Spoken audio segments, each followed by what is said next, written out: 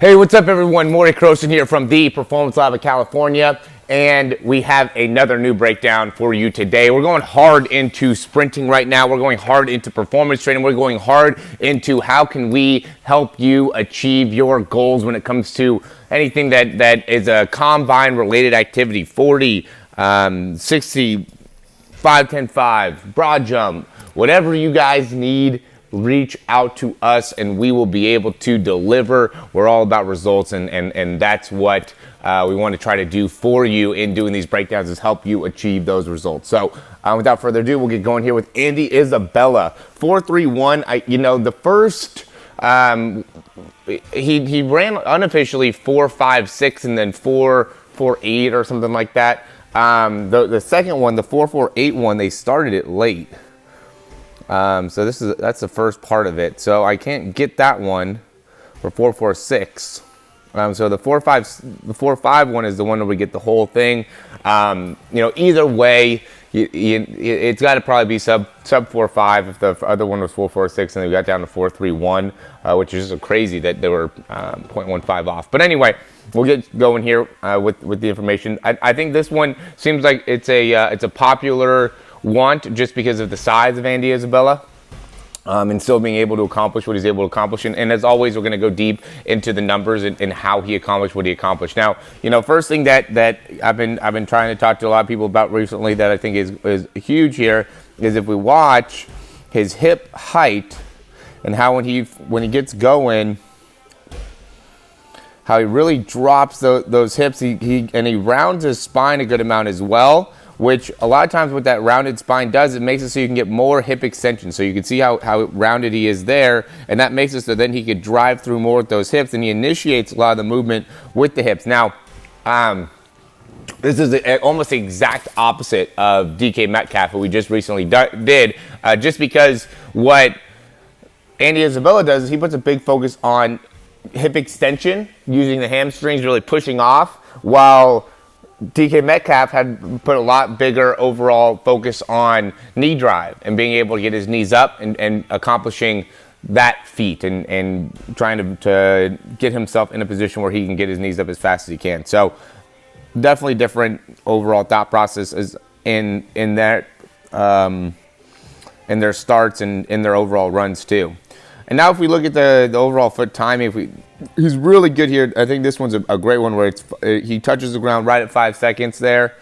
You look at there at the bottom, and then he pushes back off at about 0.15. So that's the second step, 0.15 seconds.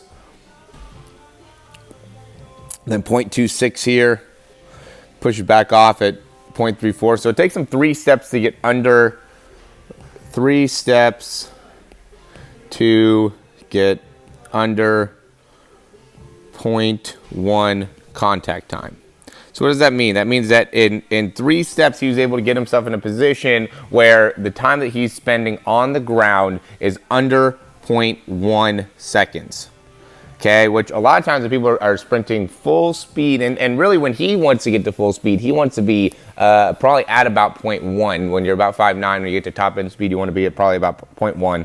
And so being able to accomplish that is huge. He doesn't really get to 0.1, and we'll get into that. But being able to get in 3 steps, get that fast of a foot contact time is huge. Now you can see what his posture is. He's very bent over here, and he's also again relying a lot on his overall hip extension or the leg back behind him as he's running. And he does get knee drive, but not as much about knee drive. Another good thing to notice is he is spending a lot of time going side to side. Right, he's off to the left pretty far there. He's going back over to the right there, back over to the left. So he's staying very low to the ground, and he's using a lot more lateral movement to get him going. Where again, DK Metcalf, he just tried to optimize going very straight ahead. So he was basically right away trying to just get knee drive, get hip flexion, make it so he's running in as straight a line as possible. But Isabella, he's going a little bit side to side using that lateral movement to get himself going. And then as he gets going, then he does a better job of straightening himself out. But you can see he's doing a lot of, as he's driving with his right knee here, he's shifting a lot of his spine over the right side as well to make it so now he has more room to drive his left hip. And as he's driving his left hip, then he's shifting back over to his left side. And then once he drives back over to with his right leg, now he drives back over to the right side. So now we'll look again with that right leg, how long he's going to spend on the ground. It's about 5.81, probably about 5.8 is when he hits. And his back off at about 5.9. Okay, so it takes about 0.1 seconds right now. Left side, about 6 flat, off at about 6.08. Okay, so he's spent a little bit less time on his left than he is on his right. 0.19, off at about 2.8. So that one's under 0.1, 0.38.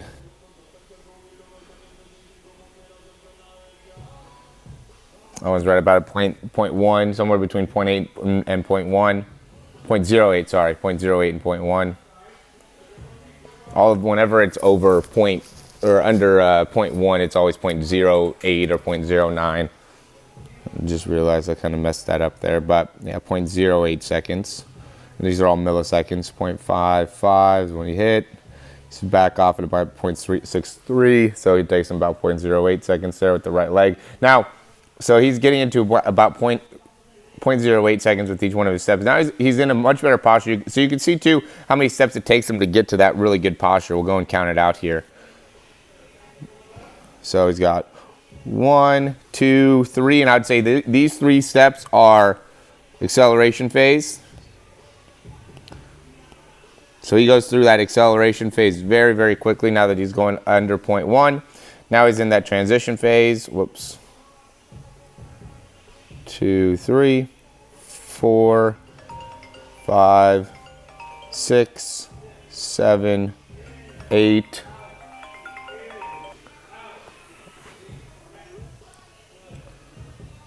9, 10, 11, 12. I'd say probably the next 12 steps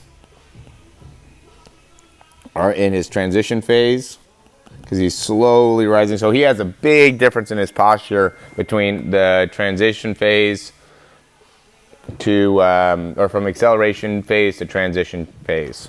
Okay, then once he gets going there, now he's in that top end speed phase for the rest of the actual run.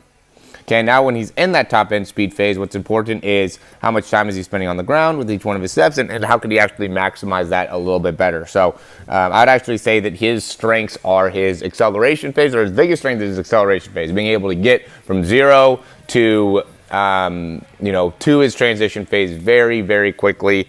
The transition phase, when you're still not at that great posture, but you're under that 0.1 foot contact time, so he's just really quick at getting going, which is excellent. But now it's going to be, how can we help him get better top end speed overall? And what's going to help him get that is when he drives that knee, he needs to do a better job of getting extension. So he needs to get a little bit better lift off here within his foot. He needs a little bit more foot flexibility overall. Sorry, that was a bad arrow, and that was also a bad arrow. Better arrow there. So he needs better foot flexibility overall to make it so when he pushes off the ground here, he's able to get a little bit more vertical lift, which would make it so then he could transfer his leg forward a little bit better and then get a better pull. He's so dominant in creating hamstring activation. So his legs getting a little bit too far back behind him for him to get that good lift and come all the way forward. And that's also limiting his ability to get a really elite foot contact time. So when he's hitting the ground here, 0.825, and he's pushing off again at about 8.32-ish or 3.3. Okay, so it's still about 0.08, right? And so during that transition phase, it'd probably be fine for him to have that 0.08 contact time. But now once he gets into that top end speed, he needs to get closer to 0.1 top end speed contact time, foot contact time. And what that'll do is that'll make it so now he'll be able to create overall more length in each one of his steps. So by having a 0.1 foot contact time, what that does is allows you to again have a greater stride length, right? So his stride length is just limited. It's good for him when he's in that acceleration and transition phase to be quicker because you're trying to get to the top end speed phase. But now when you're in top end speed phase, now it's about maximizing that stride length. And the reason that he doesn't have a great stride length is because of his very quick foot contact time. But if he landed here and was able to have a little bit of overall lift, now he'd be able to land in a little bit more of an extended position within the knee, and then as he comes back behind him, he'd just be able to maintain a better position overall. And also when he landed, you could see, and this is the common thing that I see though with in the 40, and this is where there's a little bit of, it's tough to really pick an option here, because when it comes to running the 40, I think he did a good job in maximizing what he could do. But when it comes to just being able to run overall faster and get a better top end speed phase, which would probably be, that would just serve him in probably that 30 to 40 yard mark. What he needs to do is he needs to land with his foot right underneath his head. Right, so because he doesn't get that, his foot gets too far back behind him, like we were talking about, as he's trying to transfer his leg forward, when he doesn't get as much length with his foot out in front. So now when he comes back and lands, his foot is back behind him a little bit more than, the elite guys. They're very, very right up over top when they're landing. So now when they're transitioning, if this just amount of space, if this here was right there, that difference right there is a 0.02 time difference. And I just know that just because by watching the top guys and that they're closer to 0.1 and he's at 0.08. So we just, add 0.02 and now we get to 0.1. So that little bit is the 0.02 difference, and it's also making it so he gets, you get a little bit longer overall stride frequency. It'd be tough to exactly measure what 0.02 does in terms of your overall stride length, but I could guarantee it probably adds an extra maybe half yard, right? 0.5 yards per step to his overall stride length, which just makes it so he picks up more speed faster, right? Picks up a larger amount of space faster. So I would say that would be a big thing for him to overall improve. But when it comes to running the 40, this seems to be something that people will do, is they'll have like a slight forward lean. Like Alvin Kamara runs like this, where his feet are behind him when he's running, and his head's a little bit out in front of him, which makes it so he's just so hamstring and glute dominant. And when it comes to running the 40 and it comes to acceleration and transition, it really helps him out. So there's a little bit of can go back and forth within that, but being able to just get a great understanding of what the overall goal is will, I think, serve you long term. So I want to give you as much information as you can. I want to make it so you have the necessary tools that you need in order to accomplish your goals when it comes to speed. And I think by just being as open and transparent with the different options gives you that capability. And the big thing that the reason I'm saying that is because right here you're seeing that the posture is creating a 0.08 foot contact time during his top end speed phase, but that's serving as well during that transition and acceleration phase. Good during, excel and transition. And this guy ran a 4.3140. Okay, so that's what helped him get there. But if you had a better point, like a 0.1 foot contact time, now you're going to be able to pick up more ground during top end speed phase. 1 foot contact time serves well during top end speed phase. Okay, and so, but there's a lot of guys that run with this posture, okay, and have a similar foot contact time. So this isn't the end all be all. If you have a 0.08 foot contact time, you could obviously still run 4.31, right? So it's not like that there's only one way to do it, but just the overall science behind it and what like a Tyson Gay run, how Tyson Gay runs a 9.6900 is because he has a longer foot contact time, right? He actually has a 0.11, so he has even a longer foot contact time, which makes it so he ends up having a, he makes it so he can run 100 meters in 9.69. Now, I don't know if he could run 4.31 in the 40, but he could certainly maximize his overall ability to run a very fast 100. So, just giving you some compare and contrast, some more information there to help you maximize your sprint. Okay, let me know if you guys have any questions. I think this will really be beneficial for anybody that's interested. And then also check out our speed program, $97, guys. First 150 people that sign up, you can still have the ability to sign up and be a part of that first 150.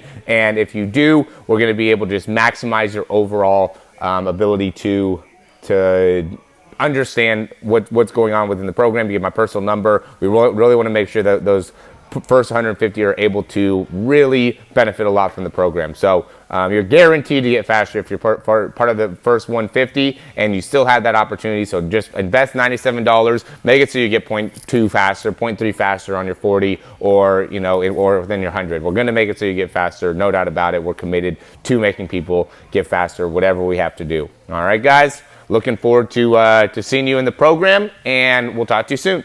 I hope you really enjoyed it, and if you did, you can subscribe down below, and that way you can get updates on any of the new videos that we get. Also, if you want to, you can check out some of our other breakdowns for speed and throwing. We have exercises, also jumping mechanics videos, a lot of great stuff within our channel. Hope you enjoy.